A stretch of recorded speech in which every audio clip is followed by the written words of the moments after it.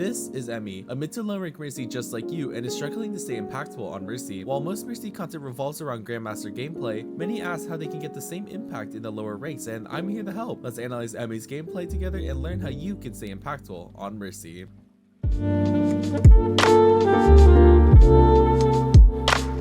Let's start with team comp. We are running an Ana, Hanzo, Genji, and Orisa. I recommend sticking with the person who will be doing more consistent damage, which would be your Hanzo, as Genji takes time to set up his dive and with his playstyle can put you in more danger than you need to be in. Orisa is pretty durable, especially at the time this game was captured, so honestly you can get away with hard pocketing because you have an Ana. These are all recommendations I give, but at the end of the day, be open to breaking these if needed.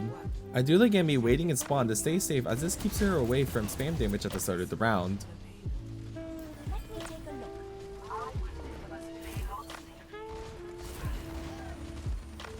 His position is good and keeps you safe from the main sightlines while allowing you to support your team effectively. I would recommend flicking your camera view on high ground, as many DPS like to peek onto the bridge, so do be mindful of that.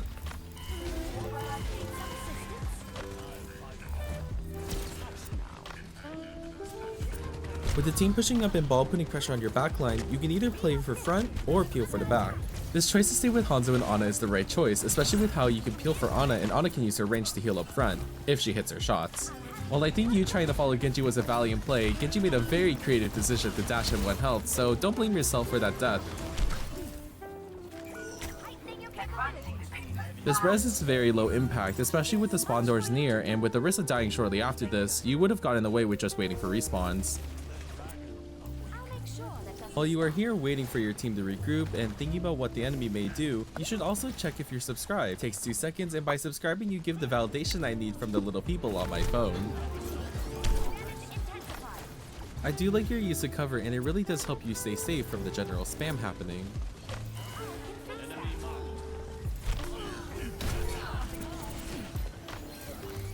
You focus a lot on Ana, who isn't taking a lot of pressure when you should be slowly pushing up front. Because of this, Genji, who could have been healed if you were watching up front, dies right next to you. While you have res to recover, by being more aware, this could allow you to save res for a more opportune time.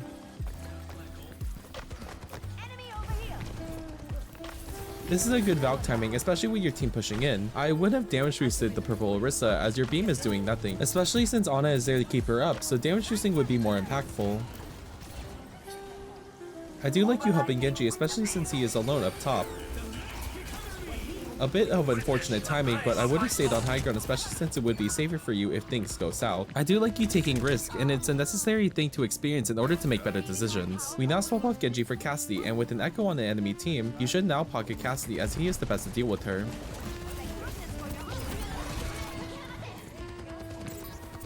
You did not need to fly out. You could have just walked out to connect beam, and because you expose yourself too much, you fall back and break line of sight with high ground, which leads to Cassandra Orisa's death. Because of this res is not as impactful as it could have been if you kept one of them up. Sometimes the more boosted, easy option is the best option.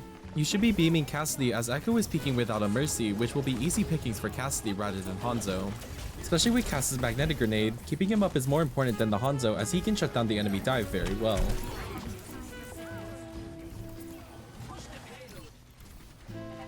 Because you focus on Hanzo, you lose focus on the fight happening up front, and Cass takes a fight completely by himself. If Cass had a little bit of damage boost or even healing while fighting the Echo, that Echo would be dead.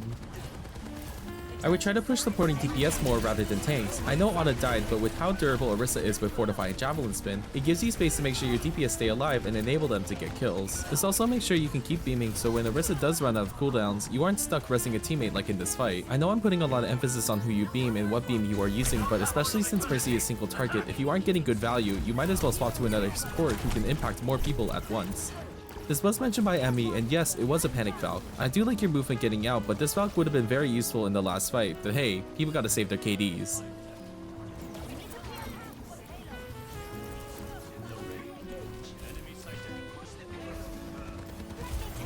This touch was good, would have been way easier with Valk, but honestly this was the right call since Orisa might not be able to touch. You tunnel vision on front and cast dice from it. Good on you for waiting for Echo to leave for this res to be safe.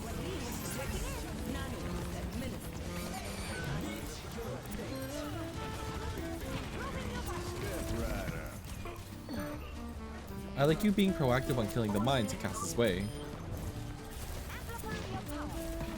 You should be beaming Cass right now.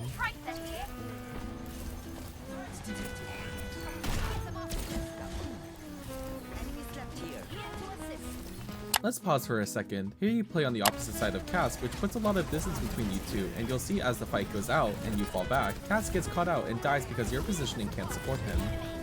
A better spot would be on the right, as you have this hallway for cover, a health pack if needed, and a whole corner you can use if Cass still dies with your support. This positioning up top isn't the worst spot, but this GA was the worst decision you could have made, and now you're exposed to the enemy. You're very lucky you capped, because this death was completely preventable if you took time to slow down. Also, try to avoid moving vertically when Ball is shooting, since his weapon is hit scan. Thank you kindly.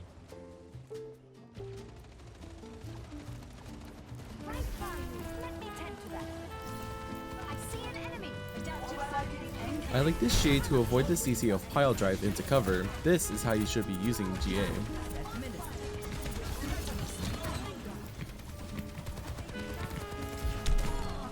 I would trust Ana in topping off your teammates more, since she is right in front of them, and I would hope she can hit a shot, so you can push damage boost more.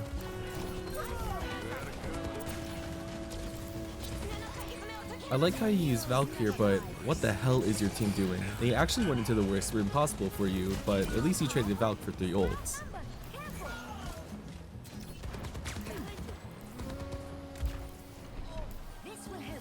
Just based off of the last fight, you know you have an ult advantage, and this would be the perfect thing to shot call and try to play for. You now have a Hanzo, so just be wary of helping him, especially if he gets dived, but still prioritize Cassidy.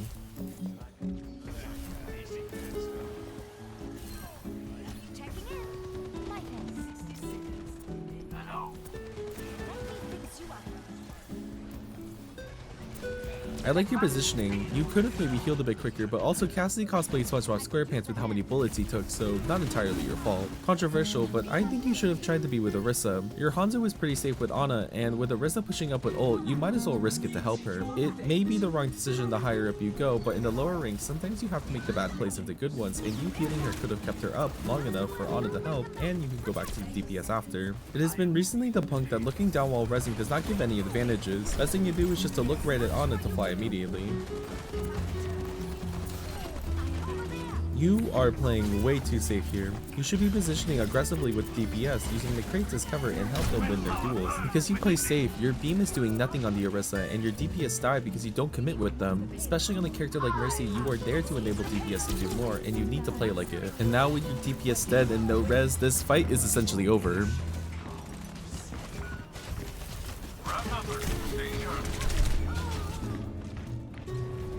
I'm coming back to streaming next week on September 20th at 12 PM PST, so make sure to follow my Twitch and I hope to see you there.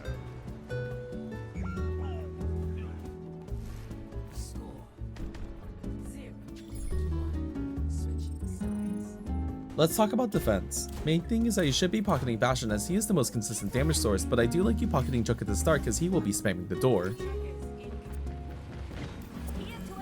As soon as the payload is under the bridge, I would transition towards Bastion as he has a better sightline.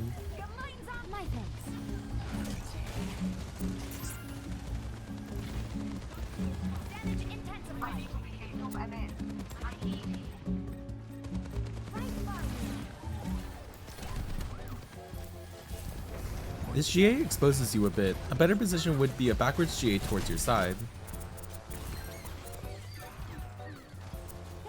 As the enemy is pushed into spawn, Bastion on high ground provides no value as they are not in his sight, so you should go damage boost Junk for the time being as he is actively shooting the enemy, better than having a tea party with Bastion. Continuing damage increase. I've seen worse. Mercy in the high chance. I would be mindful spamming GA like this. Mercy's beam length is very long and you can maintain high ground without having to use GA, which can help you save the cooldown when you need it. I would ping Junkrat to peek rather than you go to him. This would also allow Ana to heal him.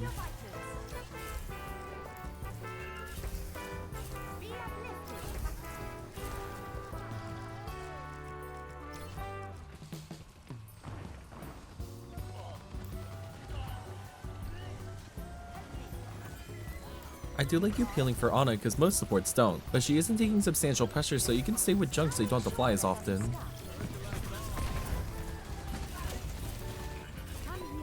You are kinda stuck with this Junkrat, and while I would push to pocket Bastion here, Junkrat is taking more pressure, mostly because he's not in line of sight of Ana, so I have no complaints. Honestly, this Bastion is just sitting pretty in some of these fights because Junk is holding them off. As the enemy takes space, we know a fight is about to break out, but I would have waited for Ball to commit to a dive before Valking, especially since you Valk to keep Orisa up. She still has her abilities and Ball has not engaged, so this Valk is not as impactful. Boosting your damage.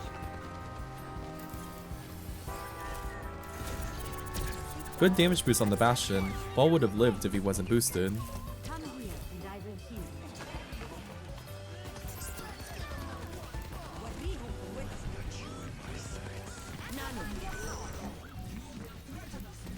Your hesitation on the res leads to Junk dying. I would ping the res first just so Junk knows. This is mainly Junk's fault, but let's create good habits. I love how you use the high ground and crouching to hide your hitbox. An alternate position you can take is right around this corner. Unfortunate that Ana got taken to hospice. I would have GA'd around the corner towards drop rather than height so you can get to the Bastion quicker. In this moment of downtime, I would look at the enemy team to see what to expect. Because they have a Reaper and Junk, you do not want to be stuck in the choke point and want to prioritize your ranged damage dealers like Bastion. I would have followed Bastion to high ground. Because you are in that tight choke, Junkrat's not going to be as useful as Bastion. Because you follow Junk, you have to hold the low ground, and to be honest, you are providing little impact right now. If I were you, I would follow Junk up the stairs so you can be with Bastion. This area is one of the worst places to get stuck in, and while you maintain pretty well, this GA puts you in such a bad spot you might as well drink and drive. You could backwards GA just to connect beam so you don't have to expose yourself to everyone. And so Ana would get healed by you. Because of this mistake, this Valk is honestly terrible, especially with you trading Ana for Sigma. While I love your willingness to stall with Valk, with Sigma not spawning anytime soon, you won't be clutching this fight.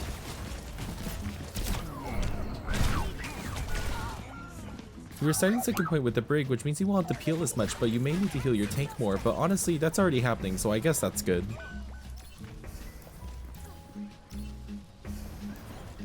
I don't blame you for not healing Junk since he was naded and he is cosplaying a coughing baby versus a hydrogen bomb. I do love that you swap targets to stay impactful. I know Ball was low, but wow, he really let you have that res. This is not a good look for the Balls community. Somehow the only person doing anything meaningful is the Junk, so once again, we are back to pocketing him. The enemy has not ulted in a while, and you should be ready for that, especially in lower ranks as they are more likely to commit every ult. Know where each teammate is, or at the very least know where Brig is so she can help you. I do like your spacing as it keeps you out of most danger, but this GA kills you, especially since you could have just dropped with your Brig and peel for each other, and without GA or anyone near you, Reaper blends you. You could have gotten away with rezzing Junk, but it isn't a total mistake as you make sure the touch happens. This backwards GA is really how you should be keeping distance and is a great play on your part. I personally wouldn't do this, but you go for Kiriko and you get a nice kill for TikTok. I would have immediately dropped back to your team after because no one is there to protect you and... yeah, you overheat a bit, but generally a good play. This is the final fight. You have a lot of ults and you have Valk, so as long as you use it once they touch point, you are bound to get some value out of it. You hear Junk above, and honestly the best option is dropping to stay safe because low rank Junks have plot armor in my opinion.